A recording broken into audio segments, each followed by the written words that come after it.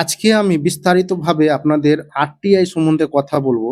আপনারা এই ভিডিওটা কিন্তু ফুল ভিডিওটা দেখবেন। কোথাও স্কিপ করবেন না বা আগিয়ে দেখবেন না। আমার তরফ থেকে এটা রিকোয়েস্ট থাকলো।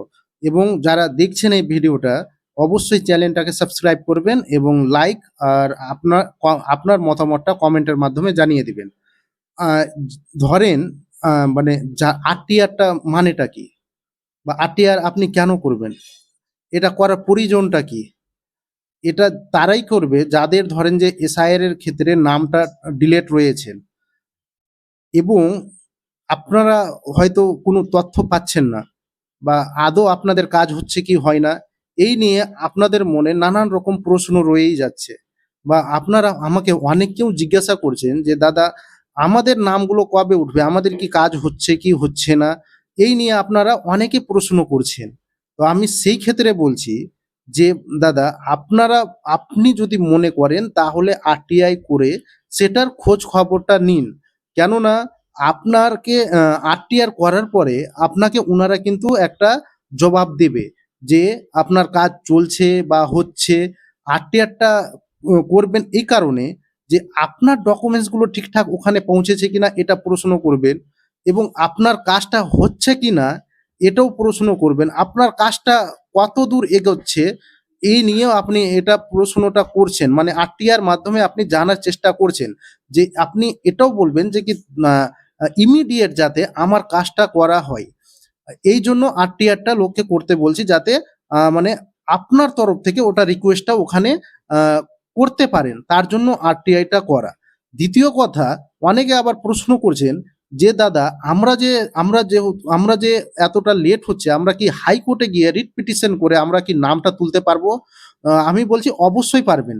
হাইকোর্টে যে যাবেন তো হাইকোর্টে রিট পিটিশন ফাইল কমপ্লিট করে আপনাদের অর্ডারটা পাস করিয়ে ওখানে ট্রাইব্যুনালে গিয়ে হ্যারিংটা করে আপনার নামটা তুলতে পারবেন। যে হাইকোর্টে কারা যাবেন? হাইকোর্টে তো ধরেন যে একটা গরিব শ্রেণীর লোক যে ওখানে চলে যাবে, গিয়ে যে নাম তুলতে পারবেন, এটা কিন্তু সবার ক্ষেত্রে কিন্তু মানে সবাই যে পারবে, বহন করতে পারবে না। দিন আনা লোকগুলো দিনের শেষে যে লেবার শ্রেণীর লোকগুলো আছে, একটা ফ্যামিলির ৫টা ৭টা মানে ৪টা ৫টা করে নাম ডিলিট রয়ে গেছে।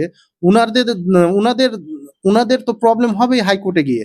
তার জন্য আমি বলছি তাদের ক্ষেত্রে আমি বলছি যে আপনারা যেহেতু আপনাদের কোনো খবর-টবর পাচ্ছেন না তার জন্য একটা আ আরটিআই ফাইলটা করে আরটিআইটা করে নেন।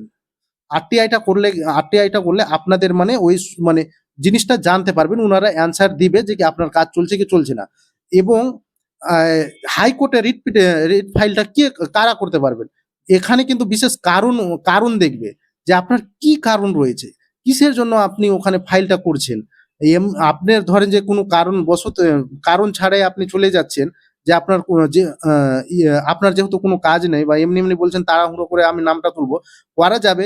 সেক্ষেত্রে ওটা অ্যাকসেপ্ট করবে কি করবে না এটা কিন্তু আমার মতে আমার জানা নেই। তবে কি কিছু গ্রাউন্ড দেখাতে হবে। যেমন ধরেন যারা সৌদি আরবে রয়েছেন মানে বাইরের কান্ট্রিতে রয়েছেন, তাদের হয়তো ভিসাটা শেষ হয়ে আসছে। তাদের ক্ষেত্রে কি হয়?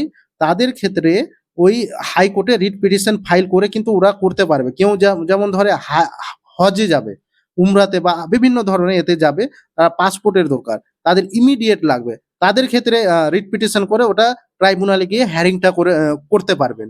এবং কারো সরকারি চাকরিতে আছে বা চাকরির ক্ষেত্রে সেটা মানে প্রযোজ্য, তার ক্ষেত্রেও লাগবে।